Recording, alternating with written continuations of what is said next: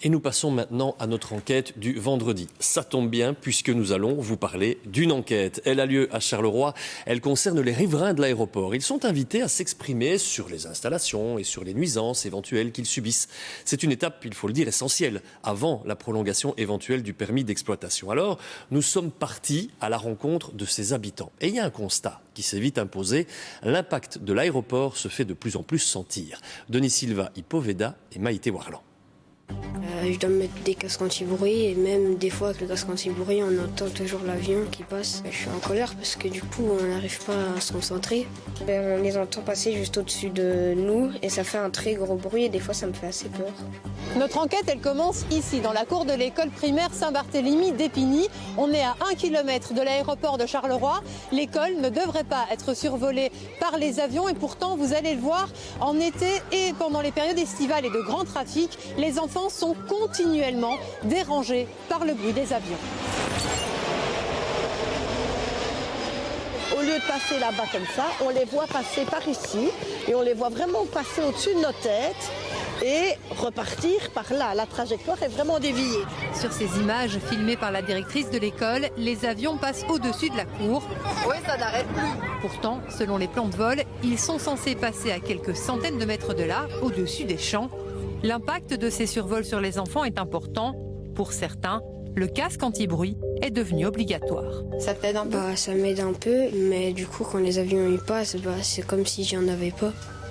Ça me déconcentre beaucoup, donc j'ai plus de mal à travailler. J'allais avoir la réponse et l'avion qui passe, ça me déconcentre et j'oublie la réponse. Suite aux plaintes, le dossier est arrivé jusqu'ici à la SOAR, la Société Wallonne des aéroports. C'est elle qui accompagne le développement de l'aéroport de Charleroi. Elle nous explique que le cas de l'école d'Épigny est en cours d'analyse. La ville de Fleurus nous a interpellés sur ce phénomène plus particulier et donc nous avons effectivement décidé d'installer des sonomètres à proximité du site en question pour pouvoir objectiver la situation sur le plan sonore. La SOAR qui rappelle par ailleurs que 80 millions d'euros ont déjà été investis pour insonoriser les maisons des riverains de Charleroi. Mais alors qui est chargé de contrôler que les compagnies et l'aéroport respectent les normes de bruit ? Le gendarme du ciel en Wallonie, c'est l'ACNAO, l'autorité de contrôle des nuisances des aéroports. Nous nous sommes procuré son dernier rapport. Dans celui-ci, on peut lire qu'en 2023, plus de 1500 vols sont arrivés après 23 heures. Problème, l'aéroport de Charleroi est un aéroport de jour. Les vols ne sont autorisés qu'entre 6h30 du matin et 23h. On y apprend aussi que les nuisances sonores sont loin d'être un phénomène isolé. Selon le rapport de la CNAO, entre 2019 et 2023, 3622 vols ont été constatés en dépassement. Cela veut dire que soit ils ne respectaient pas la législation en termes de décibels, ils étaient trop bruyants, ou alors ils ne respectaient pas les horaires d'ouverture de l'aéroport. En cas de dépassement, les compagnies s'exposent à des amendes qui peuvent aller de 200 à 7500 €. Au final, la question qu'on se pose, c'est sur ces 3622 vols, combien ont-ils été sanctionnés ?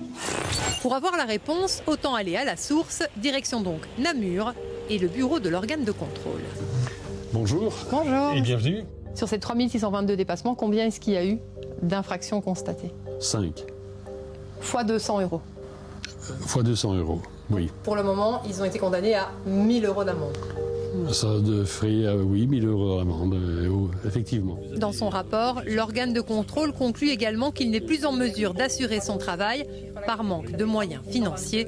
En 2002, alors que Charleroi n'accueillait qu'un peu plus d'1 million de passagers par an, la CNAO était financée par la région wallonne à hauteur de 350 000 € par an.